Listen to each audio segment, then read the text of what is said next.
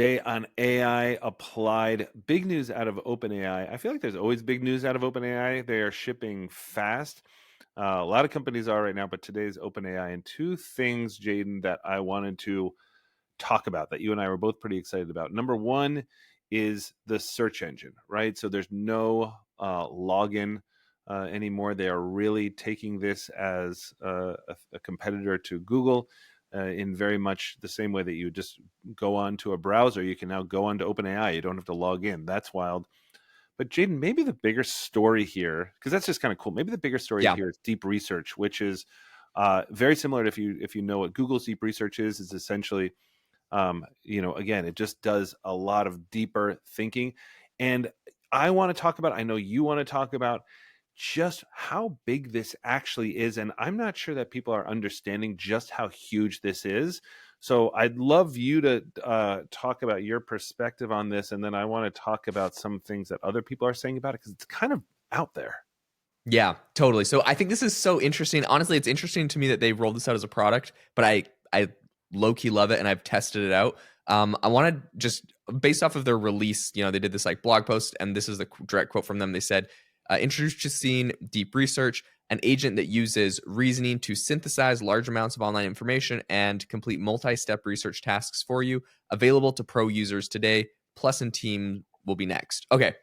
A couple things that I think are interesting there. Number one, this is only for pro users. So this is only if you have the $200 a month tier.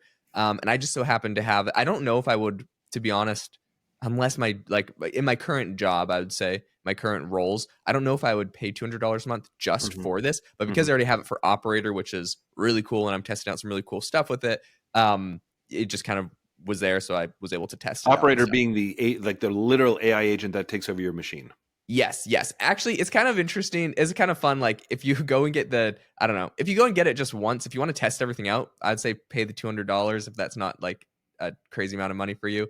For me, because obviously this is just what we do all day, every day. And like, I'm an AI guy running an AI company. It's like a necessary cost of the business. But the cool thing about the $200 a month is you get Sora. So I played with their video generator, you get Operator, and then you get this new deep research tool. So they're kind of adding these like little extra special things for, the $200 people. They get it first.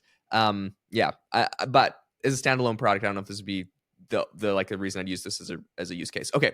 The thing that I wanted to throw out there, basically what this thing does is you ask it, I think in their actual thing, they mentioned like some great use cases for, and one of their examples was like, if you're going to buy a car, and you want to do like some research on your car or like a big purchase or really important thing, like this would be the perfect tool. And so essentially you say like, I want to get the Mazda blah, blah, blah, or maybe the Nissan blah, blah, blah. Can you please, compare the two and tell me which ones has better mileage and which one is blah, blah, blah, blah, blah, blah. This is my current car. These are the current issues I have. This is what I want to avoid. Which one's the most reliable? Like, you could write this like really elaborate prompt where you could go and research all this stuff. You just know it's going to take you a long time. It will then go and compile research for you. We'll go on the internet, do all the searching. It has this like activity feed on the side of it where it literally shows like what it's doing, kind of like the chain of thought we see with DeepSeek. And then it's saying exactly what searches it's looking for, what data it's gathering, what data it's getting, what websites it's going to. So it's doing this robust thing. My only, I guess, confusion on it, because it does do deep research, it does do like some pretty in-depth stuff, which is cool. My only confusion on it is like, it doesn't seem like that much bigger of a step from like a Perplexity prompt, which is going to give you, links and other stuff that it kind of researched as well. So I guess that's my based off of what you've seen of it. How are you thinking about it? Yeah, no. So I think you're hitting the nail on the head about who needs this and who doesn't. I don't have the $200 a month yet. I've sort of been kind of holding off until I can really justify it, even though same with me, I have an AI company and everything like that. But so for me, and what I've heard even with, O1 reasoning, O3 reasoning, those are the reasoning models that ChatGPT does.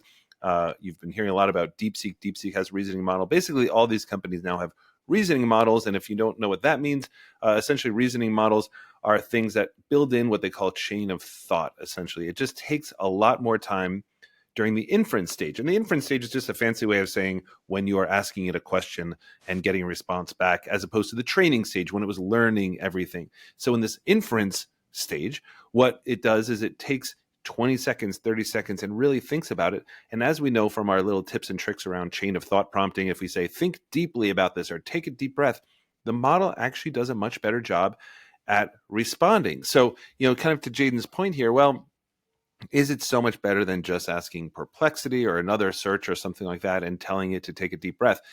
So, what I'm hearing from deep research on the deep research side is that once you sort of get above the sort of typical questions around this, you really start to see kind of amazing results. And for me and Jaden, we're probably not using it at capacity. It's sort of like if you like wine, then a $25 bottle of wine will be amazing, as will a $400 bottle of wine. But if your palate is really sophisticated, maybe you really taste the difference.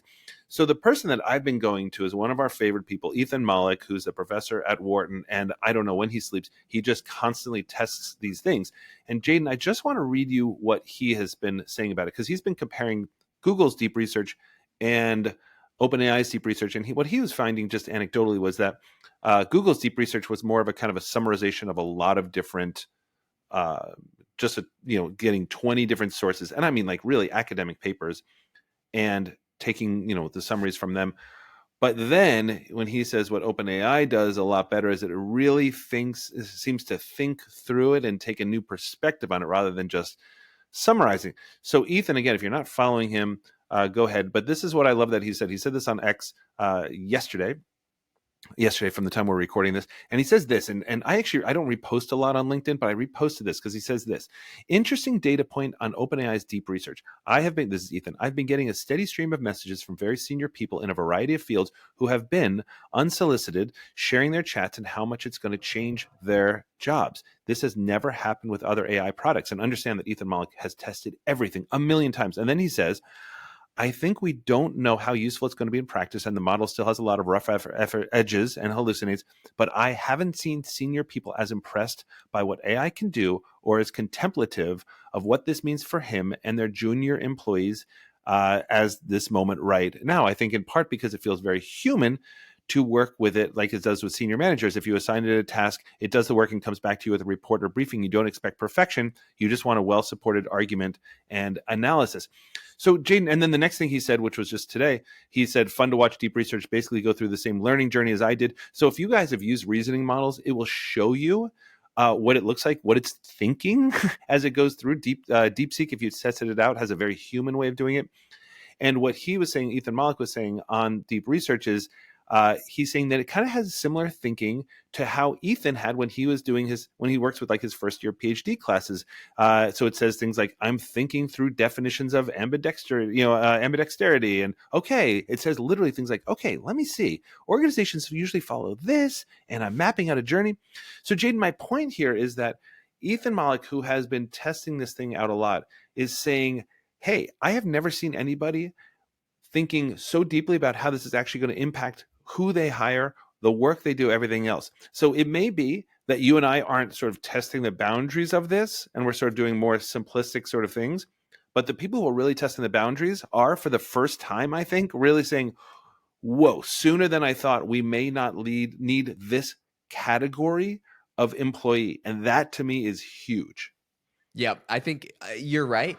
It is an entire category. So the way I like to think about it is this, the ChatGPT operator that came out, it is like taking control of physical tasks and doing them.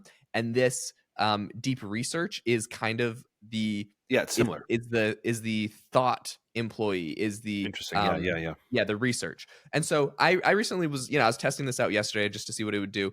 One thing I will note is, unfortunately, the O3 High Mini doesn't allow you to attach files. So I had to use O1 to do this, which is, I don't know, it's just annoying. Honestly, this is such a gong show to me. Like when all the models, ChatGPT, when you drop down and you have like 20 different models, and see the older models, want legacy model GPT-4, like just give me, please pick one model that's just the best model and one model that's just the fastest model. I want two options, and please just support everything that you do in those two options. I don't want the old models. Like, do you intentionally want it to be slightly worse? Like, no, I don't. Please just make it the best. Anyways, like, drives me absolutely nuts. And then the naming convention of it is Forget about it. Forget it. insanity. So, anyways, I'll get off that rant. But I did go to O1 and uploaded some images, screenshots of my platform AI box. We're doing QA testing on it, right? So testing what things are broken, making sure everything works on there. And I told it like, hey, I got a software company. This is what we do. I need you to write a QA testing list of things for a QA tester to try. And what I'm pretending that I'm going to give this to a person, but really I'm just going to take whatever it gives me and give it to ChatGPT operator to run Yeah, through. cool. So that's kind of like my thing. QA testers have like a very special way, or like a specific way they test software. So they're like writing tests, but really what they do is like they go to a page, they have to write like a hypothesis. If I click on this button, I think it's going to do this. Then they click on the button, and then it determines if it does it or not. Whatever. So there's like a special way to do it. I said I'm attaching some screenshots and add anything I might have missed. Whatever. This is the interesting thing about it. Before it will give you its response, because it can take up to 30 minutes to do Wow. one of these deep research tasks, depending on how in depth it is. So before it will give you that, it doesn't want to just jump into a 30-minute task without asking you clarifying questions. So it says, before drafting your QA testing checklist, could you clarify the following details? It goes through a very comprehensive 7-point thing of every single thing that you might want to test. Of course, I just want it to be as comprehensive as possible. So I'm like, the answer is yes to all your questions. It should be very comprehensive. Like, whatever, right? Like, I get why they do it. And then it gives you another one, like, got it, I'm going to work on it. So it's not like then it jumps right into it. It still sends you another message. Then it starts doing its research. Research it was able to do for me was completed in 3 minutes and had 2 sources. What's cool is you can click on this and actually you can see the websites it went to. So it's like, okay, these are legit websites that talk about, QA stuff. This is good sources. You could say that. It also shows me the activity of what it actually did. Like, I'm working on a comprehensive thing, blah, blah, blah, blah, blah. You It's go literally down. saying, it's literally talking like a human to define all Yep. that. And then it says, search for QA testing checklists for an AI model. I'm working through a general QA checklist considering cross-browser compatibility and examining Catlin's list for relevant categories. It's now reading the website. Okay, let me see. Considering blah, blah, blah. Okay, now it's searching for this next thing based off something it just learned there. Now it says, I'm thinking about how Integro might relate to quality assurance in AI projects, but additional context is necessary. So now it's going to go read this website. Okay, I'm exploring intuitive UI. Okay, it just goes on this. Fascinating. It's Then I just want to get incredible. to the result real quick, which is when you used to get ChatGPT to write something to give you like 700 words, and you were hard pressed to ever get it to give you more than 700 words. Just look at the length of this. It is a Holy cow. comprehensive, super detailed. Jaeden I is mean, scrolling and scrolling and scrolling and scrolling. scrolling. I want to say like 2,000 words at least, At maybe more. least. And Yeah. really comprehensive, and it does everything in the same way a QA tester does, where it's like saying what it wants you to test, and then it's like my expected outcome, and it tells you what the expected outcome of your action should be, and then it tells you what a failure should look like. So it is like, this is good. And if I was to hire someone to do this, which is very common, just to write this out, hiring someone to do this would cost a lot of money. This person's an expert. They're going to charge me $100 an hour to write this thing out for me, and that's just for getting this document. And then to go and actually test it, like, I have family members, their job is a QA tester. Like, that's just what they do. And they make good money, like $100,000 over at, General Motors or one of these other companies, QA testing just their website. And so this is a good job that's just getting completely replaced now by operator and deep research, which is kind Man, of I mean, crazy. gosh, Jaeden, we need to do like a long form podcast on this, because that was an incredible example. And folks, this is it. I know we're at the end here, so we want to wrap up here. But first of all, if you haven't checked out the YouTube video of this, this might be one to check out, folks, because Jaeden just sort of like walked through this. Jaeden, I'm going to ask you to do this a million more times on this. But again, on deep research, think about this. It's not about, well, I already know how, as Jaeden sort of pointed out, it's not like, hey, should I buy this car, although it can do that.